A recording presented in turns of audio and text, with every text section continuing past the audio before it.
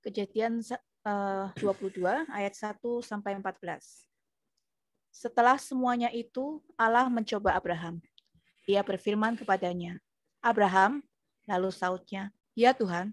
Firman-Nya, "Ambillah anakmu yang tunggal itu, yang engkau kasihi, yakni Ishak.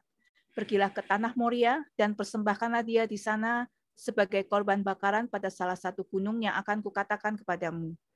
Keesokan harinya pagi-pagi bangunlah Abraham. Ia memasang pelana keledainya dan memanggil 2 orang bujangnya beserta Ishak anaknya. Ia membelah juga kayu untuk korban bakaran itu, lalu berangkatlah ia dan pergi ke tempat yang dikatakan Allah kepadanya. Ketika pada hari ketiga, Abraham melayangkan pandangnya. Kelihatanlah kepadanya tempat itu dari jauh. Kata Abraham kepada kedua bujangnya itu, "Tinggallah kamu di sini dengan keledai ini, aku beserta anak ini akan pergi ke sana. Kami akan sembahyang, sesudah itu kami kembali kepadamu." Lalu Abraham mengambil kayu untuk korban bakaran itu dan memikulkannya ke atas bahu Ishak anaknya. Sedang di tangannya dibawanya api dan pisau. Demikianlah kedua-duanya berjalan bersama-sama. Lalu berkatalah Ishak kepada Abraham, ayahnya, "Bapa," saut Abraham, "Ya anakku." Bertanyalah ia, "Di sini sudah ada api dan kayu, tetapi di manakah anak domba untuk korban bakaran itu?" Saut Abraham, "Allah yang akan menyediakan anak domba untuk korban bakaran baginya, anakku." Demikianlah keduanya berjalan bersama-sama. Sampailah mereka ke tempat yang dikatakan Allah kepadanya. Lalu Abraham mendirikan mezbah di situ, disusunnyalah kayu, diikatnya Ishak anaknya itu, dan diletakkannya di mezbah itu di atas kayu api. Sesudah itu Abraham mengulurkan tangannya, lalu mengambil pisau untuk menyembelih anaknya. Tetapi berserulah malaikat Tuhan dari langit kepadanya, "Abraham, Abraham." Sahutnya, "Ya Tuhan." Lalu ia berfirman, "Jangan bunuh anak itu, dan jangan kau apa-apakan dia, sebab telah ku ketahui sekarang bahwa engkau takut akan Allah, dan engkau tidak segan-segan untuk menyerahkan anakmu yang tunggal kepadaku." Lalu Abraham menoleh dan melihat seekor domba jantan di belakangnya yang tanduknya tersangkut dalam belukar. Abraham mengambil domba itu lalu mengorbankannya sebagai korban bakaran pengganti anaknya. Dan Abraham menamai tempat itu Tuhan menyediakan. Sebab itu sampai sekarang dikatakan orang, di atas gunung Tuhan akan disediakan. Iya, haleluya. Lihat ayat 14 ini bagus banget ya. Dan Abraham menamai tempat itu Tuhan menyediakan. Sebab itu sampai sekarang dikatakan orang di atas gunung Tuhan akan disediakan. Sebentar. Ya, kita akan ya, saudaraku luar biasa sekali ketika cerita Abraham ini. Saya nggak akan cerita semuanya, bisa panjang banget ya. Saya hanya cerita secara ringkas ya. Abraham ini mau disuruh mempersembahkan anaknya yang tunggal. Kenapa disebut tunggal? Karena waktu itu Ismail sudah diusir.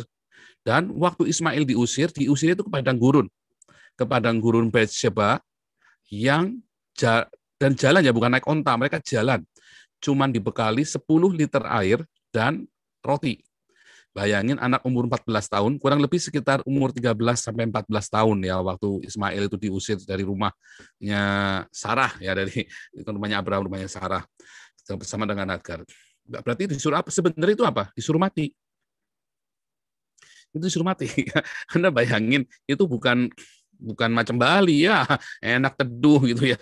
Bukan macam Bogor, bukan macam Jawa yang banyak sungai, banyak air, banyak pohon. Itu padang gurun pasir semua, Saudara. Ketika dia keluar ke padang gurun Beersheba, kurang lebih 400 km dari Paran, itu padang gurun semua itu. Berarti disuruh mati itu maksudnya. Ya. Makanya marah Abraham, gusarlah hatinya ketika disuruh ngusir Ismail itu. Nah, terus kenapa? Berarti suruh mati. Kan kamu yang suruh, kenapa sekarang suruh aku bunuh dia? Nah, makanya waktu Abraham itu mengusir Ismail itu ya dengan bakal 10 liter air dan roti, itu berarti nyuruh mati dan Saudara lihat ya. Dan itu adalah tragedi yang luar biasa dari seorang ayah ya yang mengasihi anaknya, dan dia harus rela untuk mengusir anaknya itu, karena itu anak bukan hasil dari kehendak Allah, tetapi dari daging, dari ketidakpercayaannya Sarah. Ya, dari daging, itu anak dari daging. Nah, makanya harus diusir. Nah, saudara, ketika Abraham itu ngusir, lama nggak dengar ceritanya. Nggak dengar ceritanya. Ya, makanya itu si Ishak ini disebut anak tunggal, karena udah dikira mati, udah mati deh pokoknya. Ya, dikira mati. Jadi itu pertama, Anda ingat-ingat itu ya. Jadi Abraham disuruh bunuh, dalam tanda kutip ya. Itu perintah tidak langsung buat bunuh itu sama Sarah itu ya. Disuruh Sarah bunuh anaknya itu.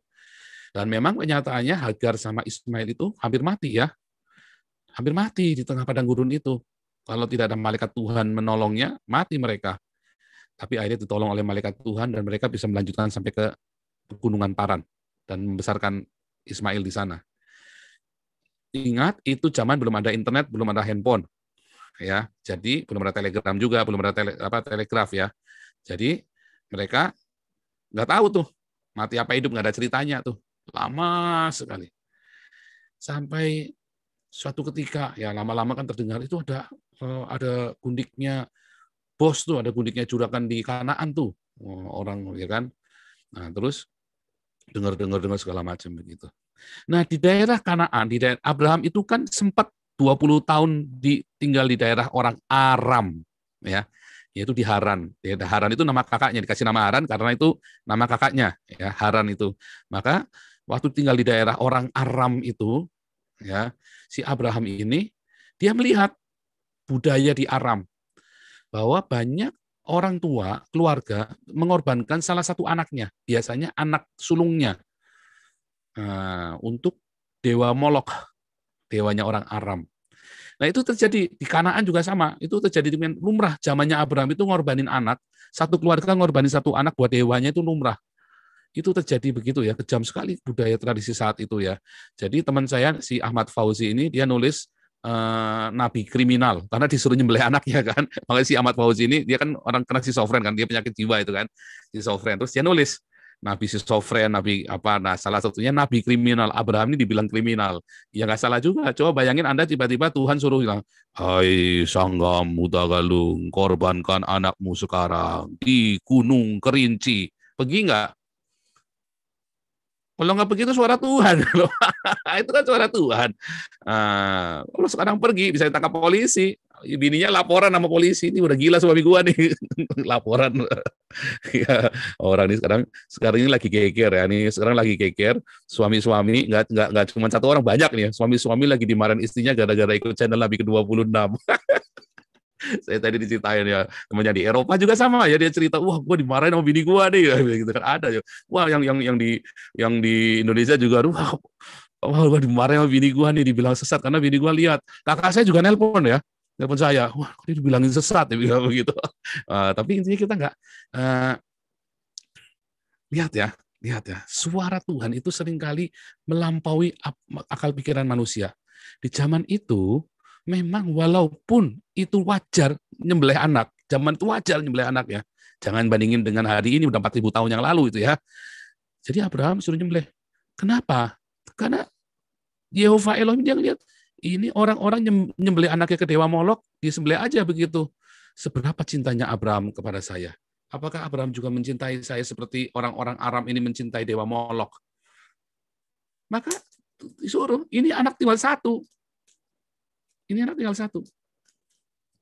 Ya, tetapi ingat, Abraham kan sudah nyuruh mati kan Ismail itu, dan ternyata hidup kan, nggak mati kan. Nah, sekarang tinggal satu nih di depan mata dia. Ibrani 11 mengatakan, karena iman, maka Abraham mentaati apa perintah Tuhan, mengorbankan anak Ishak dengan suatu iman, percaya bahwa Allah sanggup membangkitkan orang yang sudah mati. Ya, Ibrani 11 itu kan disebutkan begitu. Anda cek ya. Iman adalah dasar ya. Dan seterusnya ada iman karena iman Abraham mengorbankan Ishak anaknya, anak yang tunggal. Karena dia percaya bahwa Allah sanggup menghidupkan yang mati. Apa? Ismail, ya kan dia sudah melihat. Jadi Anda lihat ya, pergumulan iman kita itu pertama kecil-kecil, makin lama makin besar.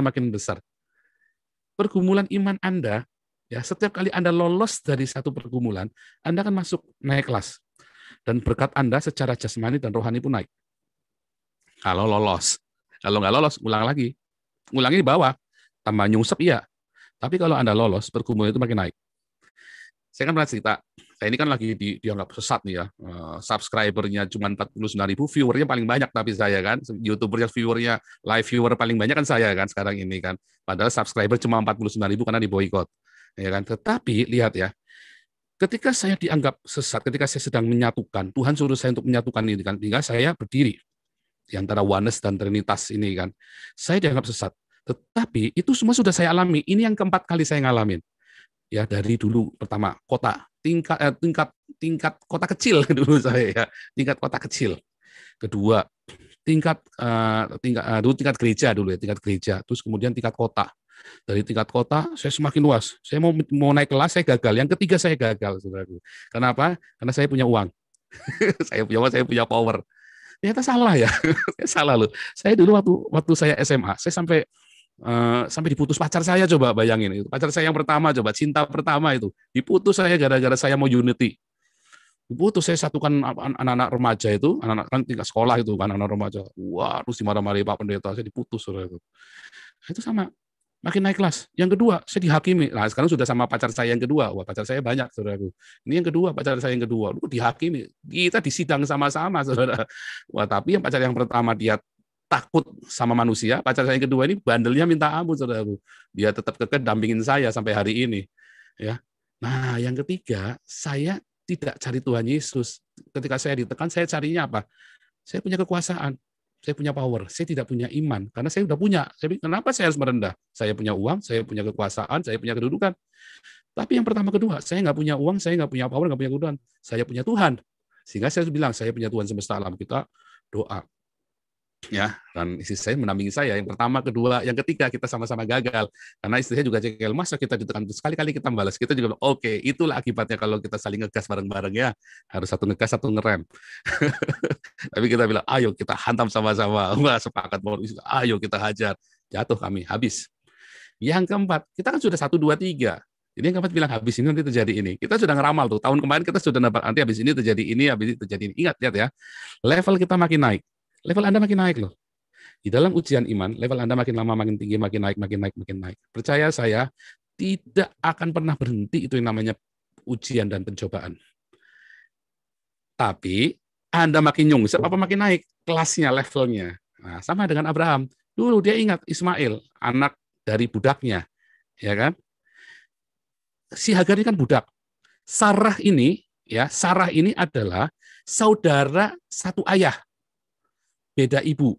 Ya, kalau Anda dilihat di Kejadian waktu Abraham sama Firaun, ya, dikatakan dia memang saudaraku, yaitu satu ayah tapi beda ibu. Waktu itu boleh ya, bisa ya waktu itu.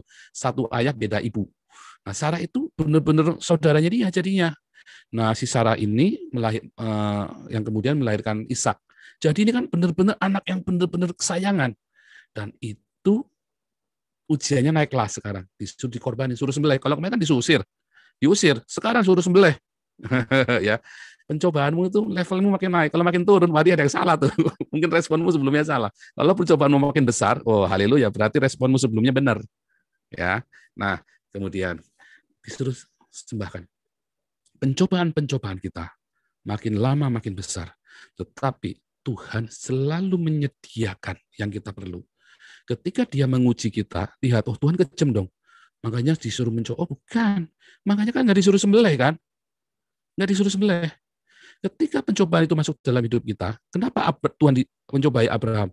Karena jangan-jangan hati dia nggak melekat sama Tuhan lagi, tetapi sama anaknya. Di mana hartamu berada, di situ hatimu ada. Anak, istri termasuk harta, suami termasuk harta. Banyak orang-orang dicobai dengan suaminya dikondol wewe gombel. Apakah hatinya dia sama suaminya atau sama Tuhan? Banyak orang tua, anaknya masuk narkoba, kena narkoba. Hatinya dia sama anaknya atau sama Tuhan? Ketika hatinya dia sama Tuhan, dia cari Tuhan sungguh-sungguh, anaknya akan dimenangkan. Tapi ketika dia hatinya sama anaknya, dia akan gimana caranya buat anaknya, jika dia menghalalkan segala macam cara tanpa mencari Tuhan terlebih dahulu, maka hati dia sama anaknya. Ingat di mana hartamu berada, di situ hatimu ada. Bahkan dengan orang-orang yang kita kasihi. Makanya Tuhan selalu uji kita. Ya, dulu waktu kami masih tunangan, istri saya selalu bilang, aku takut kehilangan kamu. Dan saya bilang, kalau kamu takut kehilangan aku, nanti kamu kehilangan aku. Dan saya jadi begitu ya. Sehingga kamu harus cari Tuhan. Dan kita lagi tunangan itu rohaninya minta ampun ya. Ngeroh banget kita itu. Wah, mantap kita itu lagi tunangan kita itu ya. Layanan sama-sama, penginjilan sama-sama, kita ngusir setan sama-sama, nengking hujan, lagi hujan, kita tengking hujan berhenti ya. Udah jadi pawang hujan kita itu. Tapi hujan itu makin tinggi, saudaraku. Level kita makin naik, ya. Jadi berbahagialah kalau kamu masuk dalam ujian. Memang pencobaan itu dari kita sendiri. Kan Tuhan kasih berkat. Setiap hati kita mulai melekat, di situ Tuhan uji.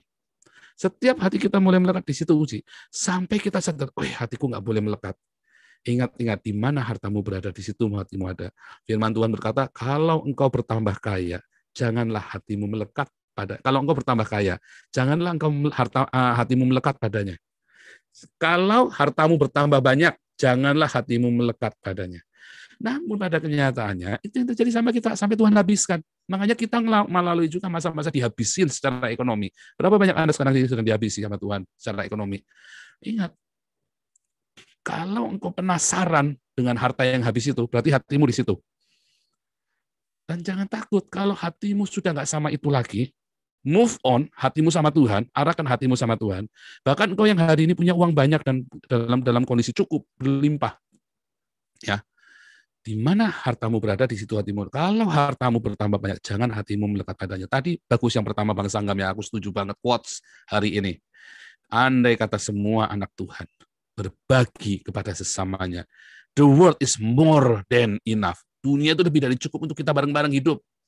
Ya, makanya berbagi.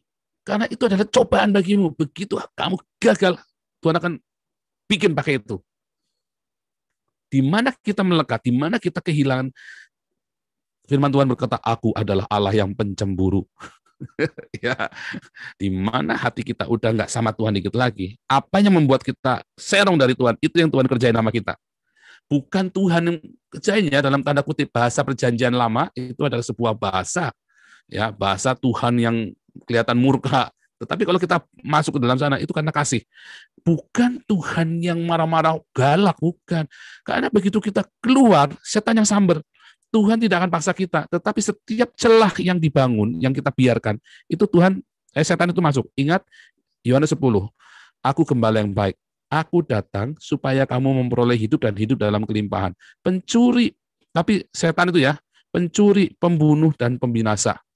Ia datang untuk mencuri, membunuh, dan membinasakan. Setiap ada lubang kecil, dia akan datang untuk mencuri, bukan cuma curi, dia akan membunuh, bukan cuma membunuh, dia akan binasakan kamu. Makanya hati kita nggak boleh geser. Yohanes 15, di luar aku kamu nggak bisa apa-apa. Jadi hal apapun dalam hidupnya yang bikin kamu geser, setan akan samber. Setan akan samber, hancurkan hidupmu. Dan Tuhan adalah Tuhan yang pencemburu. Dia marah dengan kasihnya. Dia marah, aduh kenapa kamu keluar dari aku? Ya, karena begitu hatimu nggak milik Tuhan, maka milik dunia ini. Dan setan akan hancurkan kita, hancurkan Anda.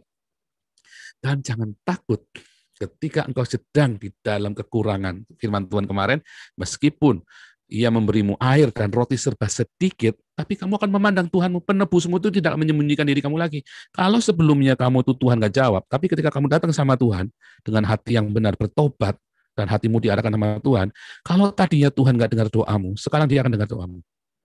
Dan di dalam dia dengar doamu, maka di atas gunung, apa di atas gunung? Siapakah yang boleh naik ke gunung Tuhan, Muria? Itu artinya apa? Di dalam doamu, di atas gunung. Di dalam doa kita, Jehovah Jireh. Di dalam doa di atas gunung Tuhan menyediakan. Di atas doa kita, di saat kita naik hari ini ya, jam ini nih kita lagi doa. Saat kita doa, Tuhan menyediakan Jehovah Jireh.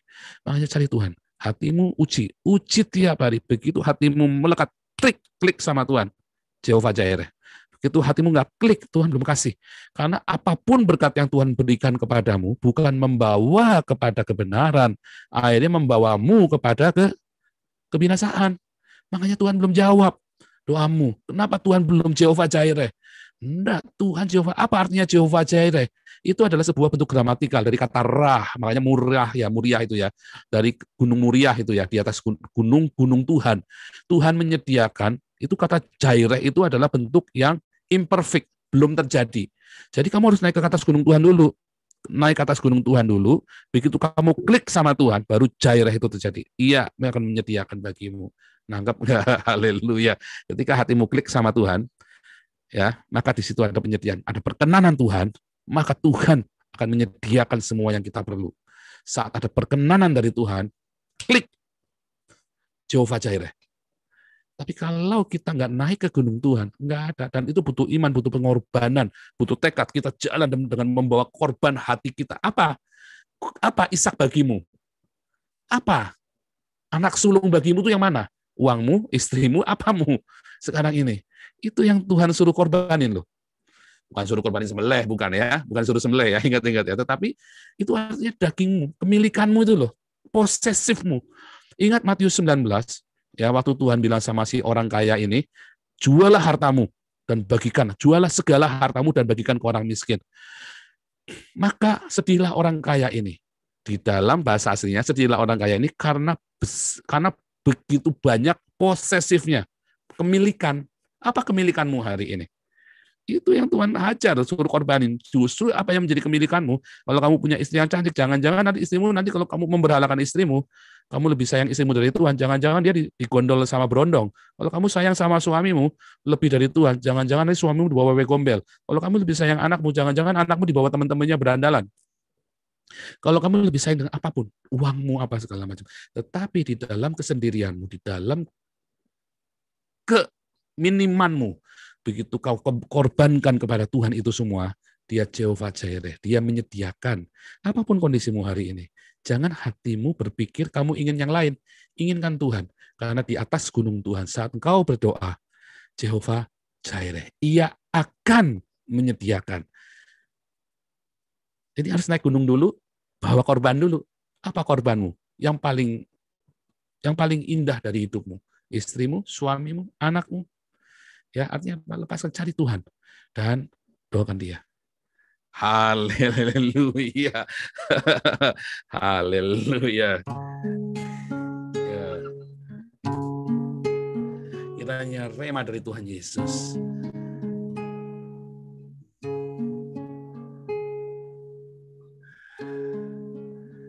Apa yang menghalangimu hari ini untuk 100% sama Tuhan? Bawa itu kepada Tuhan. Pagi ini bawa mereka kepada Tuhan, doakan mereka. Apa yang membuat engkau tidak mengasihi Tuhan lagi seperti dulu? Engkau meninggalkan kasih-Mu yang mula-mula. Kiranya rema dari Tuhan Yesus Kristus menjamah setiap orang yang mendengarnya. Kiranya rema dari Tuhan Yesus memberikan terobosan dalam hidupmu. Haleluya.